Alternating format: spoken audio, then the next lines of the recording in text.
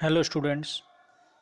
Hello students. Today we start a new topic, fire resistant building or a fire resistant structure in a module number 5 special work of a subject building construction technology. So here in a special treatment we discuss about the fire resistance.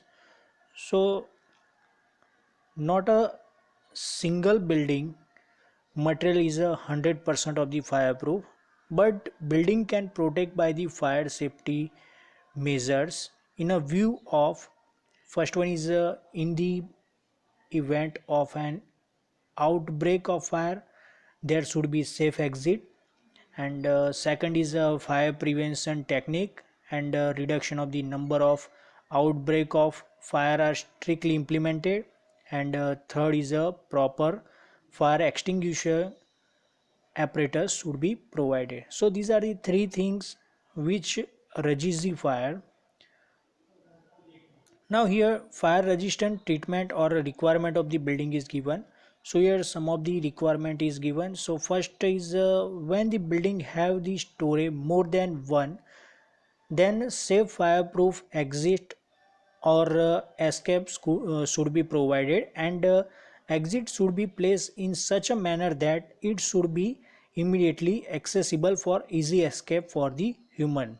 And second thing is that the way of exit escape should be well ventilated so that the person using the escape become free from the smoke and fumes. And third requirement is that for fire safety purpose fireproof door shall be used. So here generally fire exit door is provided in each and every building. Now fourth one is a fire resisting door should be maintained in a good working order if it cut off fire breaks, and fifth one is a design of a lift shaft and a stairway should be proper way so that the increasing possibility of the fire by increasing the drought can be prevented. And false ceiling made of the fire made for the sound effect of or air conditioning or for other similar purpose should be constructed in a such a way that a total or early collapse of a false ceiling can be prevented. So here false ceiling is constructed very strongly, so during the fire time so false ceiling not collapse on the person, uh, on a person head. And seventh is the design of a floor and roof basement should be constructed by the keeping in a view of protection from the fire. Now next is fire resistance construction. So here following are the building components should be considered in their construction is fire resistance construction. So first is escape elements, second is a wall opening, third one is walls and column, fourth one is a construction of a strong room, and fifth one is a floor and roof. So here one by one we discuss on it. So first we discuss escape elements. So the escape element like staircases, lobbies, passage or corridor entrance should be constructed from the material which are of fire resistance. So during the fire time, so this type of the structure is not uh, damaged by the fire. So it's easy for moving the person by using these elements. And door of escape element should be fireproof. Escape element should be separate from the rest of the building, and staircase should be located next to the other wall, and it should be approachable from any floor. And the enclosure wall of a lift's shaft should be made of fire resisting material. So lift should be ventilated from the top so that the smoke and gases can be quickly escape. And an emergency ladder should be made of fire resisting material, and it should be kept available on a all time. And all the escape element should be protected with a railing or a parapet not a less than 1 meter in a height. So these are the important things for the escape element. Now second building component is a wall opening. So here wall opening play a important role at the time of the escape. Hence it should be properly protected by a suitable arrangement in case of the fire. And door and window are possibly made of the steel wire glass panels are possibly preferred more for windows. And for garages shop go down large opening shutters like steel rolling shutter door should be used. And escape doors should be made of the fireproof material, and it provide free circulation to the person using the lobby, passage, stair or corridor, etc. Now third is the wall and column.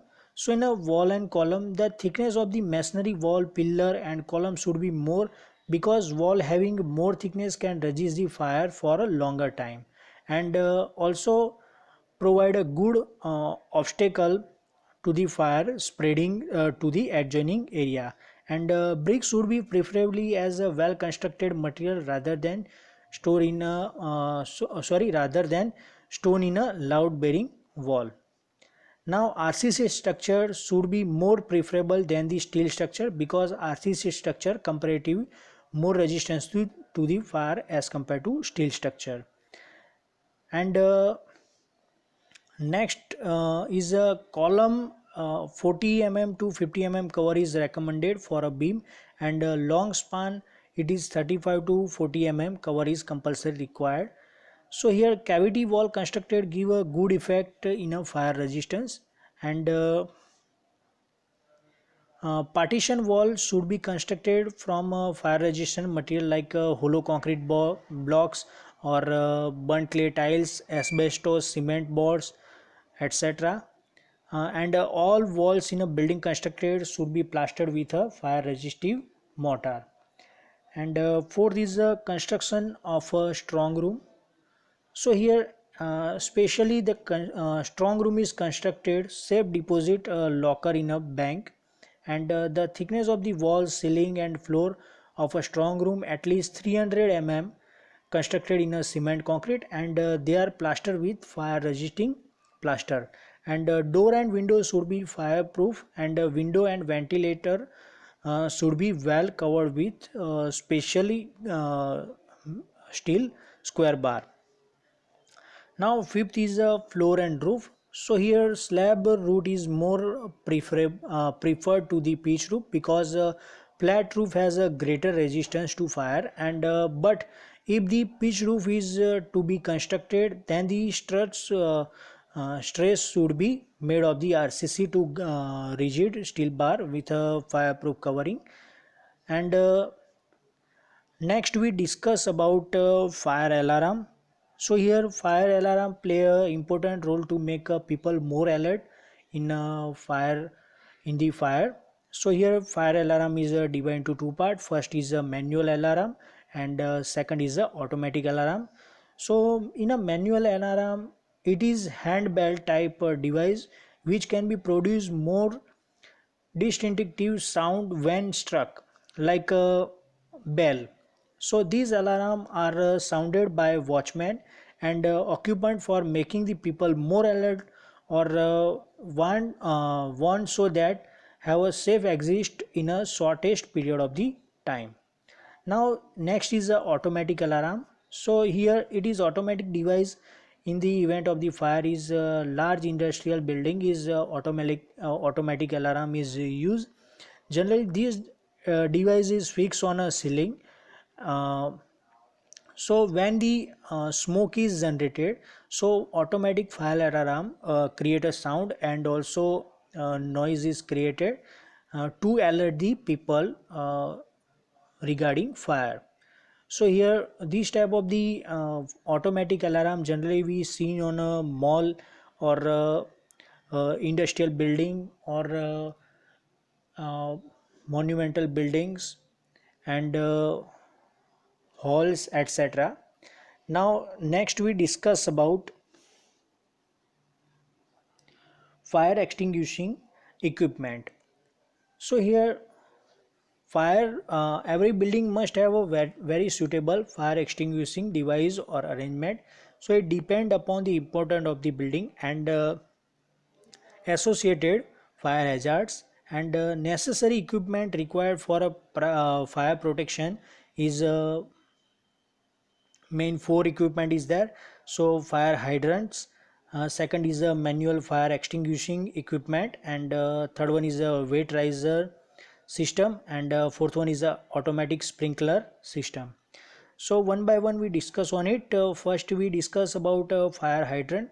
So around the building periphery at the ground level, fire hydrant are provided over a ring main 50 centimeter in diameter function of a ring main.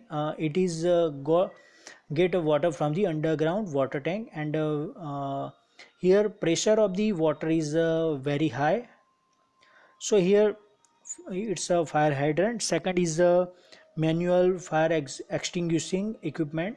So these type of the equipment are most useful for the extinguishing fire when it just start, but it is not more effective when the fire has spread. So here portable fire extinguisher of a CO2 type or form generation type extinguisher are used for the fire safety equipment. In case the discharge from the type of extinguisher only remain for a short time, around 20 to 120 seconds, and in case of the small building, bucket of water or a bucket of sand and sand asbestos blankets are normally kept ready at all the time of the extinguishing fire. So bucket of sand you generally seen in a petrol pump. So on a petrol pump, a number of 4 to 5 buckets of the sand is already fill up sand bucket is used as a fire extinguishing material, and these buckets are kept on a various convenient location. Now next we discuss on a weight riser system is a third equipment, fire protection equipment. So weight riser system, this is the most effective device in which vertical GI pipes called a riser of a 10 centimeter to 15 centimeter diameter are provided at a suitable location of the building, and a fire pump is installed to take the water from the underground water tank, uh, and here much more pressure in a water, so it's easy to control the fire. And fourth point is the automatic sprinkler system. So in a industrial like textile mill, paper mill, and also it's used in malls, shopping centers. So automatic sprinkler system are mostly used in this area, and in this system a network of a pipe of a 20 diameter are fixed on the ceiling of the room, and sprinkler head are fixed to the pipe at a regular interval, and fusible plug is provided to each sprinkler head, and sprinkler head are get supply from the pipe, and at the time of the fire fusible plug is started to melting due to rise in a temperature, and water comes out forcefully from the sprinkler head and easy to control by the sprinkling of the water on a fire. So this type of the fire extinguishing equipment is generally you see in a multi-story building, and in a parking area for the easy to control of the fire. So here sprinkler system is now most valuable and usable in a construction industries. Here we complete our topic, fire resistance. It's a special treatment of the topic of module number 5, special work. Now in the next lecture we discuss on a special treatment of a water resistance. Uh, Thank you.